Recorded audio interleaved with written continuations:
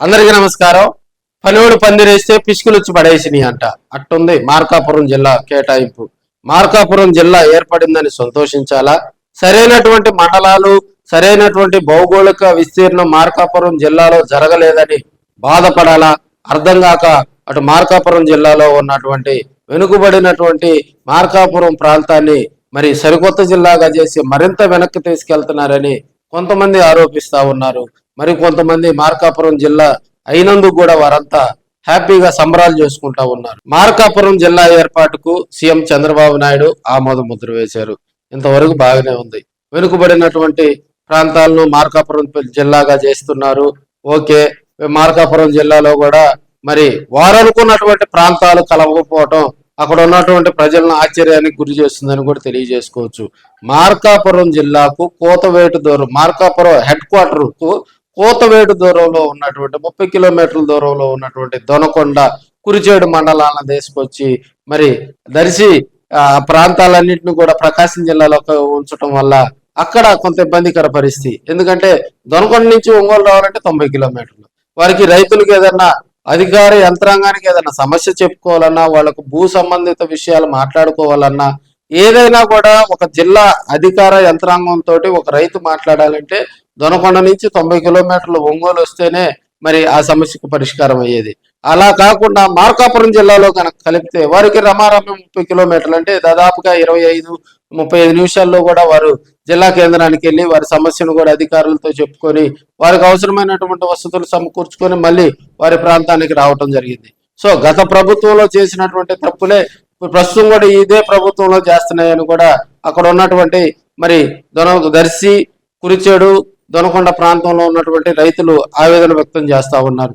పారిశ్రామికంగా అభివృద్ధి చెందాలంటే దొనకొండ ప్రాంతాన్ని మార్కాపురం జిల్లాలో కనుక కలిపితే అది పారిశ్రామికంగా కూడా రాబోయే రోజుల్లో యాక్టివ్గా కూడా అక్కడ ఉన్నటువంటి రైతులు దానికి సంబంధించి అక్కడ విలువైనటువంటి ప్రభుత్వ భూములు ఉన్నాయి కాబట్టి అభివృద్ధి చెందుతుందని వారు ఆశపడతా ఉన్నారు. మరోవైపు శ్రీశైలాన్ని కూడా మార్కాపురం జిల్లాలో కలపాలని ఈ ప్రతిపాదన అక్కడ మరి లోకల్ గా ఉన్నటువంటి ఎమ్మెల్యే, ఎర్రగొండపాలెం ఎమ్మెల్యే అయినటువంటి తాటిపర్తి చంద్రశేఖర్ గారు కూడా 2-3 సందర్భాల్లో శ్రీశైలం విషయం ప్రస్తావించడం జరిగింది. సో శ్రీశైలం వెళ్ళాలంటే దోర్నాల ద్వారా వెళ్ళాలి కాబట్టి ఆ శ్రీశైలాన్ని కూడా మార్కాపురం జిల్లాలో కనుక కలిపితే వైశాల్యం పరంగా కూడా మార్కాపురం జిల్లా రేషియా పెరుగుతుంది, అక్కడ వనరులు సమకూరుతాయి.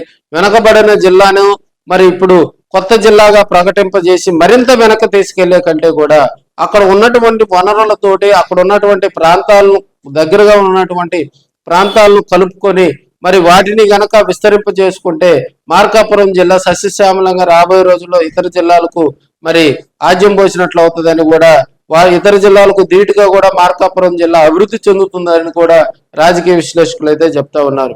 అయితే మార్కాపురం జిల్లాను ప్రకటించారు కానీ ఈ మండలాల కేటాయింపులు, రెవెన్యూ డివిజన్లు, సబ్ డివిజన్ల కేటాయింపులు సరిగా జరగలేదని మార్కాపురం జిల్లాలో ఉన్నటువంటి ప్రజలైతే ఆందోళనకరంగా ఉన్నారని కూడా మనం తెలియజేసుకోవచ్చు. అదేవిధంగా గిద్దలూరు, కనిగిరి, మరి ఎర్రగొండపాలెంలో ఉన్నటువంటి కొంతమంది పారిశ్రామికంగా అభివృద్ధి చెందాలంటే దర్శిని కూడా కనుక తీసుకొచ్చి మార్కాపురం జిల్లాలో కనుక కలిపితే, అటు శ్రీశైలాన్ని తీసుకొచ్చి కనుక మార్కాపురం జిల్లాలో కలిపితే మరింతగా కూడా మార్కాపురం దానికి సంబంధించి మరి సస్యశ్యామలంగా ఉంటుందని వారు చెప్తా ఉన్నారు.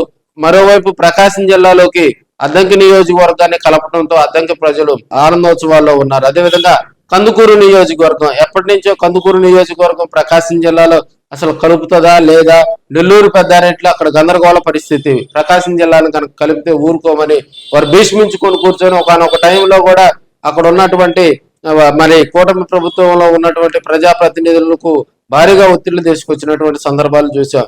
సో వాటన్నిటికీ చెక్ పెడుతూ చంద్రబాబు నాయుడు గారు తీసుకున్నటువంటి నిర్ణయం వల్ల ఈ రోజు అటు మనకి అద్దంకి ప్రాంతం కానీ ఇటు కందుకూరు ప్రాంతం కానీ ఇవి రెండు కలవటం వల్ల కూడా వారికి కొంత వెసులుబాటుగా కూడా మరి జిల్లా హెడ్ క్వార్టర్కి వచ్చి ఇప్పుడు అద్దంకి వచ్చేసి రమారమి 33 కిలోమీటర్లు ఒంగోలుకు ఉంటుంది. సో వారు బాపట్ల వెళ్ళాలంటే చాలా ఖర్చుతో కూడిన పని. అదేవిధంగా మనకి కందుకూరు కూడా 45 కిలోమీటర్ల లోపే ఉంటది కాబట్టి వారికి వెసులుబాటు ఉంటది. ఎలాగైతే ప్రకాశం జిల్లా రేషియాని పెంచి అటు అద్దంకి కందుకూరును కలిపి ఎలాంటి ఇబ్బందులు లేకుండా చేశారో మార్కాపురం జిల్లాను కూడా అక్కడ దగ్గరగా ఉన్నటువంటి మండలాలను, ప్రాంతాలను, ఆ రెవెన్యూ డివిజన్లను కూడా మరి ఆ భూ సమస్యలు రాకుండా రాబోయే రోజుల్లో రైతులకు ఇబ్బందులు లేకుండా ఆ బౌండరీస్ కూడా ఏర్పాటు కనుక చేస్తే మరి అది మార్కాపురం ప్రాంతాలకు వెనుకబడినటువంటి ప్రాంతమైనటువంటి మార్కాపురానికి ఇంకా మరి ప్రయోజనకరంగా ఉంటదని అక్కడ ఉన్నటువంటి పారిశ్రామికవేత్తలు, రైతులు, అదే విధంగా మార్కాపురం ప్రాంత ప్రజలు కోరుకుంటా ఉన్నారు. ఎన్నో ఏళ్లుగా కలలుగన్నటువంటి మార్కాపురం జిల్లా ఏర్పడిందని సంతోషించాలా.